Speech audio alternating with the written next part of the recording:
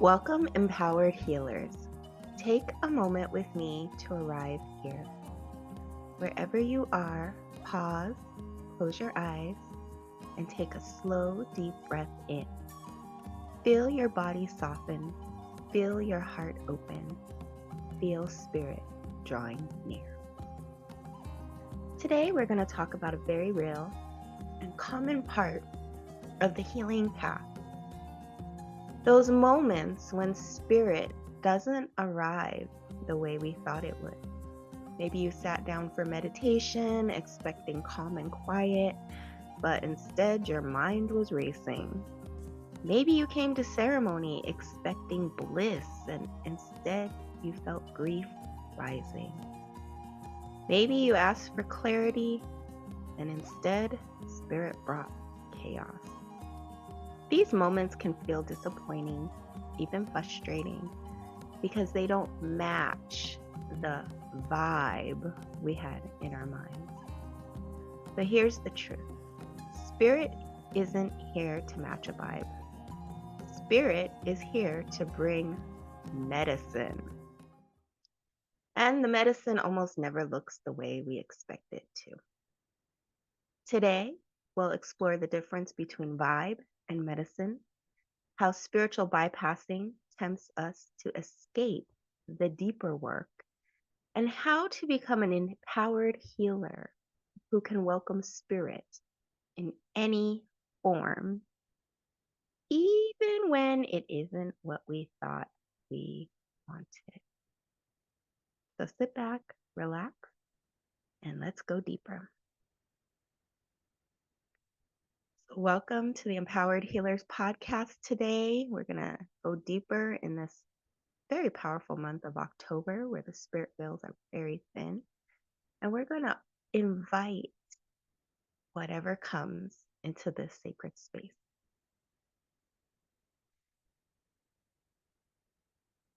The first thing we're going to talk about today is the trap of expectation.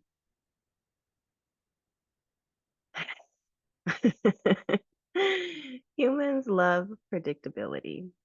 We want to know what's coming. We want to know where we're going. We want to feel safe. So we create expectation. So when you go into your meditations, you want them to be peaceful.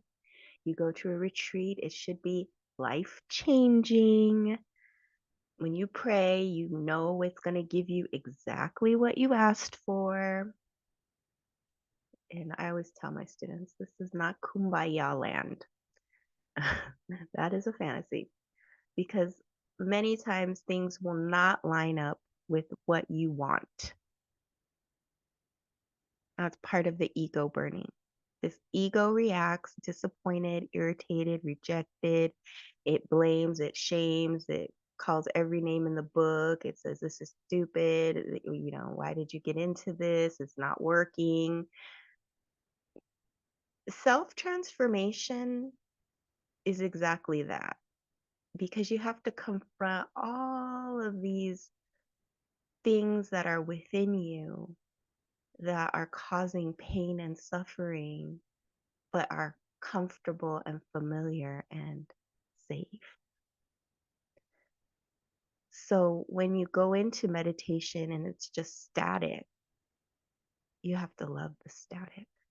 If you go to a retreat and you feel more isolated, more alone, more afraid, more disconnected, you sit with that and go deeper. Most people just get very irritated, upset. Somebody cuts them off in traffic, and it's all about the other, and then that's where it stops.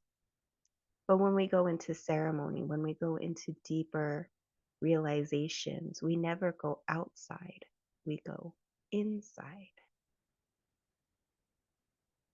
And so expectations are all in the mind, not the soul.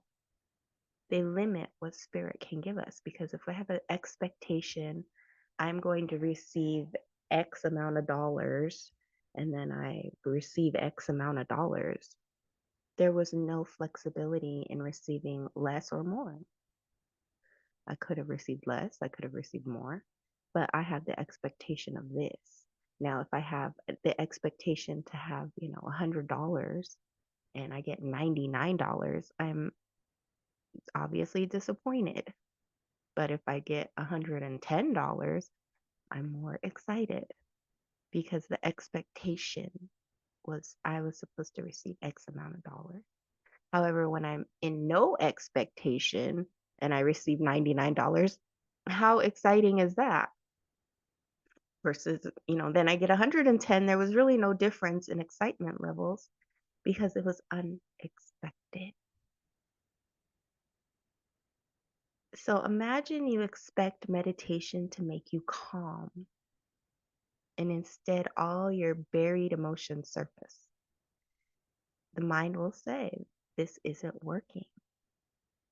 But your soul knows this is the work. And if you allow your soul to lead you versus your ego, you will stay with it. You will continue on. There are times where you will go into deep ceremony and you will confront every darkness, every shadow, every demon, every trickster within you. And when you come out of that ceremony, if you really stuck with it and you allowed yourself to go deep into it, you will come out transformed. You will come out with a whole new way of seeing life. That's what they call nowadays shadow work. But that's what the ancients called ceremony. Ceremony was always known to be a deep time of clearing, reflection, healing, connecting to the deepest parts of yourself and bringing those fragments home. We live in a very fragmented culture. We're always constantly splitting our time between the material, and sometimes people just get stuck in the material wants and needs and never even think about what are the spiritual components beyond my wants and needs. But when we actually take time to connect to spirit, to seek the mystic, to seek the deeper, we find our home. So I invite you to think about a time when your healing didn't look like you expected. And what blocked that healing? What were the thoughts? What were the emotions? What was the expectation? And were you able to go deeper into the medicine? Was it disappointment? Was it sadness? Was it grief? Was it overwhelm? Was it chaos?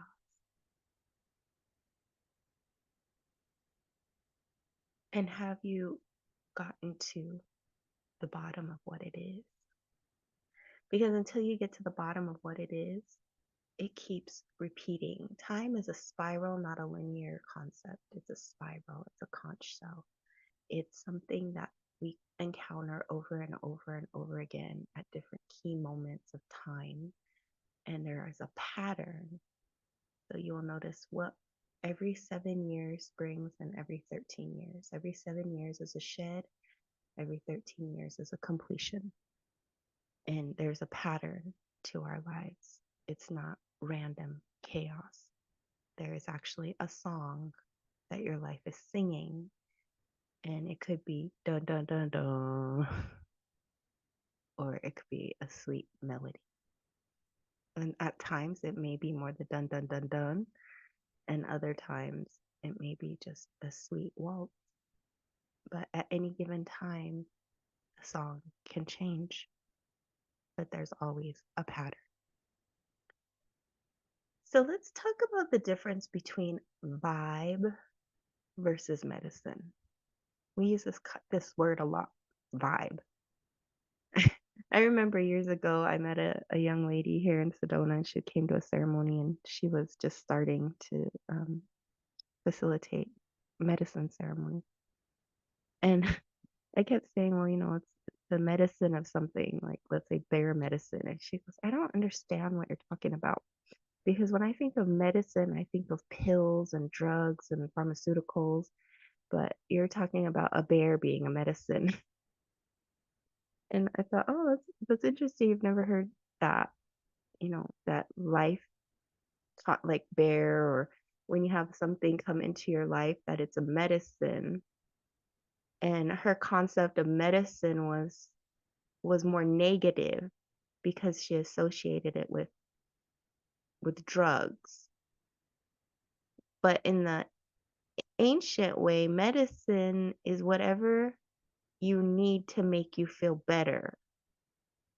And it could be an herb, a plant, an animal. It could be a life experience. It could be a person, good, bad, right, wrong. It could be a person. It could be sweet. It could be salty. It could be bitter. It could be any number of things, but it's what you need to transform. Sometimes you have to meet a salty, bitter person to say, oh, I don't want to be salty, bitter. Oh, I was going down that road. Oh, that person made me think of how grateful I am in my life.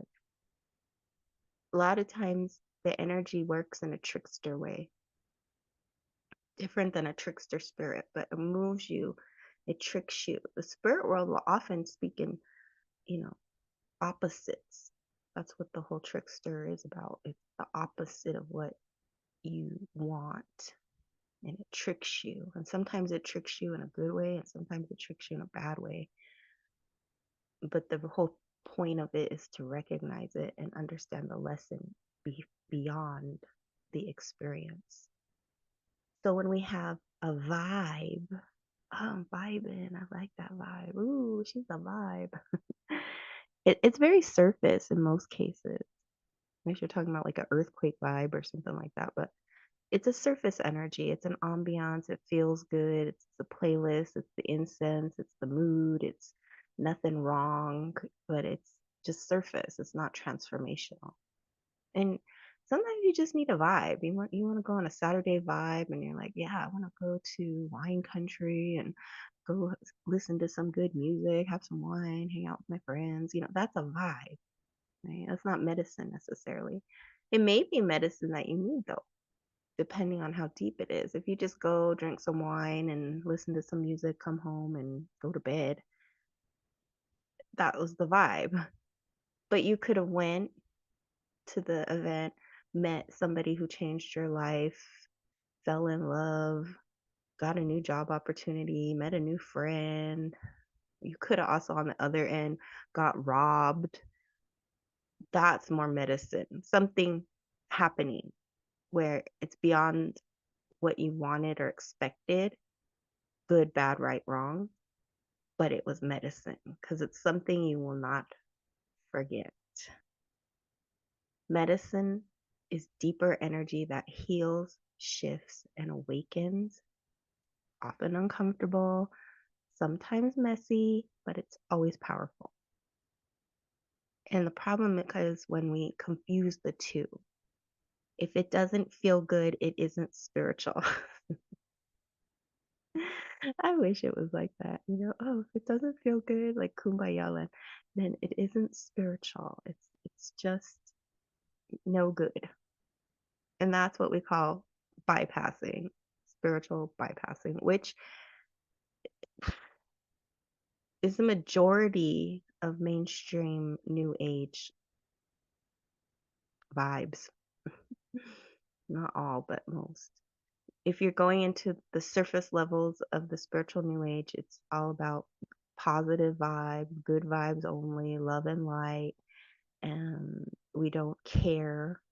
It's a lot of it is emotional invalidation, because if you're in a room full of people who are only good vibes and you just lost somebody and you're going through deep grief, and somebody says, well, only positive vibes here, you need to get over it, or let's just forget about that. That's escapism. instead of acknowledging and saying, all is welcome in this space. That's what ceremony is. All is welcome in this space. You'll go in ceremony and you'll be laughing one minute and crying the next, and maybe even possibly vomiting, depending on the ceremony, because it's whatever you need for the healing. So when people are just saying love and light and avoiding conflict, or meditating only to escape stress, never facing inner wounds, chasing high vibrational experiences, but refusing to acknowledge grief, anger, or trauma, then we're not really doing the spiritual work to free ourselves, to liberate ourselves from the shadows, from the darkness, from the sufferings that not only stop us, but have stopped our ancestors and will inevitably continue on down the line, because someone in the lineage has to be the healer in order for things to really change generationally. And when you change something, you change it 7 generations back and 7 generations forward. So vibes are fleeting while medicine lasts. The vibe may attract you, but the medicine transforms you. So in reality, we want both. We want the vibe and we want the medicine. We need both, because when we look at ancient teachings, especially like in the Tonopoali, they talk about vibrations and they're coming from the earth and they're represented as snakes. And there are probably thousands upon thousands of different types of vibrations. And that's why sometimes you'll go to a place and the vibe is so different than where you're from, and you feel it and you love it and you flourish in it and you're like, oh, I want to move here, this is amazing. It's because maybe on a deeper soul level, it's stirring the medicine that you need to transform. And when you're called to move somewhere, it can either be a stirring that is temporary or long lasting. Sometimes we move and nothing changes. We think it will change and it doesn't. And sometimes we move and everything changes. And it's the exact medicine that you need to flourish and succeed in your life. And then sometimes you move and it starts off really great, and then at some point you hit that plateau because you haven't gone deeper into the medicine of what you were leaving behind, and now you have to face and confront it, and you're in that space of, well, I moved, so everything was supposed to change, but here I am back in this space that I've been so many times. And when you experience that, then you know, I didn't fully transform whatever it was that was causing me pain and suffering back there. And now I have to face it. I'm going to have to go through it, because it'll just keep repeating, like I said, because time is a spiral. It's not straight. It's not linear. It doesn't go up and down. It travels in a spiral, or what we call a vortex. So spirit is very unexpected. It's very free flowing. It rarely comes the way the ego wants. Sometimes it's a storm, sometimes it's a whisper. Spirit disrupts everything to get our attention. And when the vibe is off, we ask, is this actually spirit showing up in disguise? And this is why the first real key and gift on this path is self-awareness, because when you're aware of your surroundings and yourself, then it gives you a deeper insight into how you are mentally, emotionally, physically, spiritually, psychologically, all those ways that then we call a vibe. So sometimes you may pray for patience, and then suddenly your life is filled with delays. You might pray for abundance, and then immediately you have all these bills to pay, You're asked to release whatever it is draining you and to take a good look at what is it that is blocking my abundance. You pray for clarity and suddenly everything falls apart. Relationships fall apart and you're looking deeper now at why you're not clear. And those are not bad vibes. That's medicine. Sometimes chaos is the medicine. Chaos is showing you where you need to go to achieve what you want to achieve. And of course, that sounds, when we talk about it, it sounds much easier than what it is. It's much easier to just live in a vibe than a medicine. Because every time you go deeper, you're like the philosophical mind. You're always going to be thinking like Plato.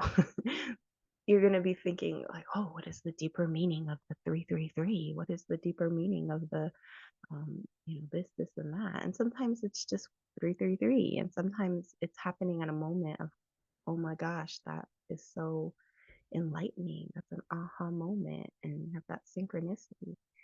And sometimes it's just the number you happen to see, right? And that's the discernment. I think we can get really philosophical, and you see what happens to a lot of those philosophers when they go really deep into this stuff. It collapses the mind. And that's what it's designed to do.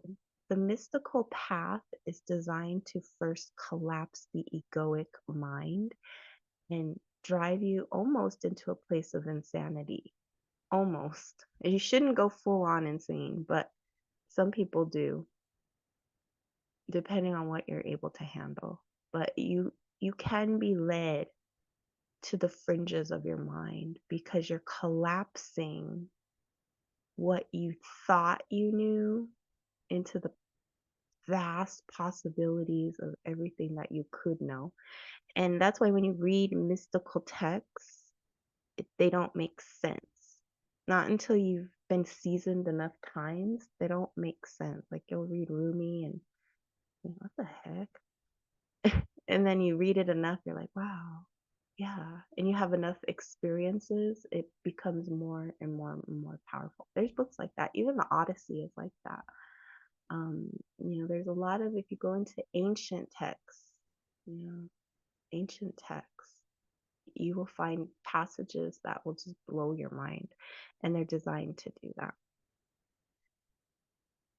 So the seduction of spiritual bypassing is pretending to be above the hard stuff. It's skipping shadow work in favor of shiny vibes.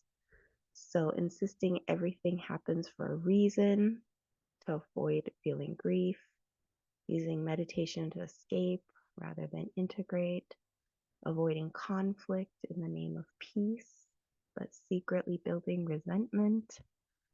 And the danger of bypassing is that it leaves the wounds untouched. It feels better short term, but the pattern stays alive. It's like having a parasite under your skin, and you put some cream on it and you feel better, but ultimately it's still there and it's still causing havoc. It's still causing rashes. It's still living inside of you until you get the medicine from the inside to remove it on the outside. So true healing requires facing the uncomfortable and not avoiding it. Bypassing is a detour. It's like circling the same path.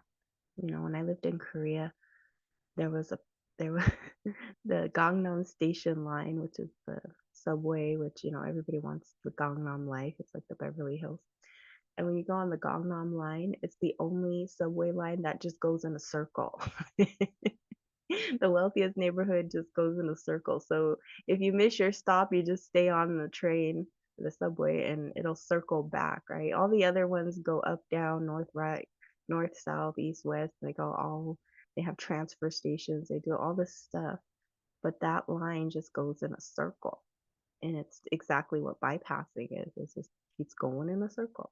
But the medicine path is a path where you'll go left to go right, to go right, to go north, to go south, to explore the whole medicine wheel. You explore all of it, and you're okay with all of it until you get calm and steady on the inside, which is what we call beauty. So as healers, we must model what it means to stay with the medicine. And some people will misunderstand us. They'll say, that is too heavy. Not what I wanted. Not my vibe. This isn't working. Da, da, da. The first ego defense is, this isn't working. I don't like this. That's when you know it's working. People ask me all the time, I'm like, this isn't working. Why is this? And then their mind is spiraling. I was like, well, it's definitely working. It's definitely doing something. I remember years ago, I was in a ceremony and everybody was having these like really incredible spiritual experiences, connecting to ancestors, doing all this stuff. And there was one woman in that group, and we were also on the reservation, and she was kind of like new to the area or something. And she came and she said at the end of it, she said, I felt nothing. I felt so disconnected. I felt so lonely. I could see everybody else was having an incredible journey and ceremony, but all night I felt awful. I felt so alone. I felt like this was such a waste of time. And I was so angry.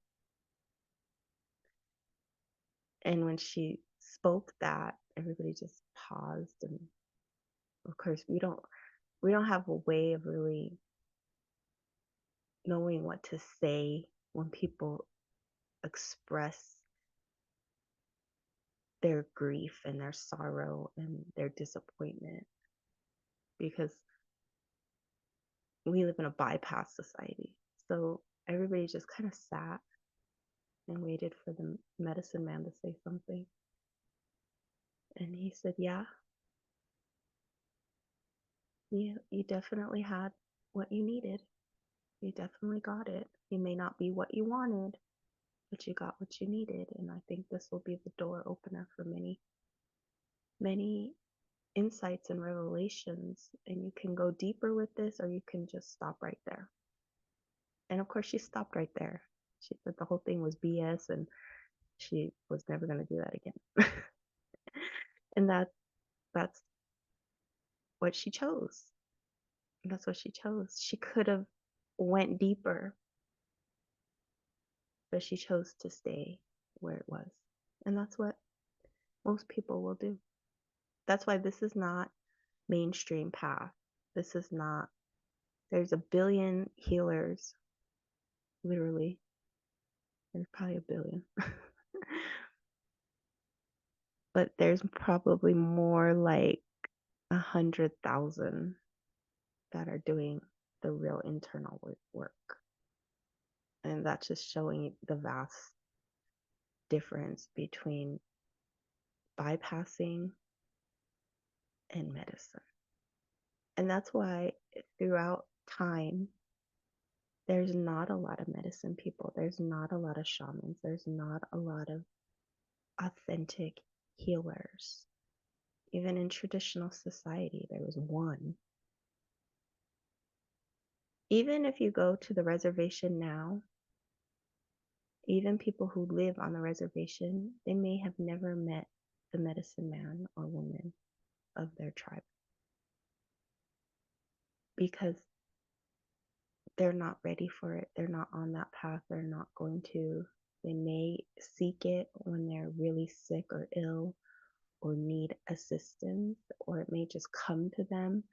But how many people actually meet a medicine teacher is very rare. Even in traditional society, in modern society, in the city, to meet someone who is going to open the door for you, that's a rare thing. And it's because it's a spiritual thing. So sometimes when I'm working with students, I'll hit a wall and I'll say that's as far as we can go, because you have to go back and do some shadow work. We have to go back and clear some closet space for spirit to enter, and the spirit world dictates the whole entire training. It's not me, the person, it's just me, the mediator. And that's how medicine path works. The medicine will speak to the teacher, who will then speak to the student until the student is ready to directly speak to the medicine, which is a long path too. It's not overnight. It's not something you start and complete within 6 weeks, a year, 2 years, 10 years. I mean, it's a path. It's something that when you walk on it and you commit to it, it is for the rest of your life. There's no retirement either. So this is why the majority of what you'll see out there in the world is bypassing. And you'll know it now because you'll see, does it allow me to go deeper, or is it prohibiting me and really just inflating and keeping me stuck where I am and comforting my ego? That's the thing we're always up against, breaking the human mind, which is the ego. So as healers, it's really important, if you want to go deep, to always think of, am I in my medicine? And you will have people who will say, this is too heavy, not what I wanted, not my vibe. But leadership holds steady, and you're not there to please people. You are only here to serve spirit. And empowered healers know the storm is medicine, the shadow is medicine, the silence is medicine. And sometimes you need a little good vibes. Can't always have bad vibes. Sometimes you need bad vibes. Sometimes you need blah vibes, okay vibes. Those are just, okay. You have to get into a space of everything is okay, every vibe, every experience, and not fear. Not fear the unknown. Because a lot of times, due to trauma, the ego has a gloom and doom structure. But spirit has more of a curiosity. And even if everything looks horrible, there's always a way in it and through. And there's never anything that you're given that you can't handle. That's the biggest thing to remember, is that if something comes to your door, it means you're ready for it.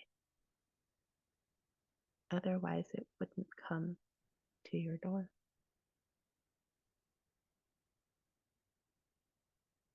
So I invite you to welcome the medicine, to release the bypassing, release the expectations, and flow. Remember, empowered healers, vibes come and go, but medicine transforms. Trust spirit enough to receive what comes, even when it doesn't look like what you expected. And remember that you are the medicine. Thank you for walking this path with me. If this message resonated, share it with another healer who may need to hear it. And may you walk today not in bypass, not in expectation, but in the fullness of Spirit's medicine. Until we meet again, many blessings. Aho.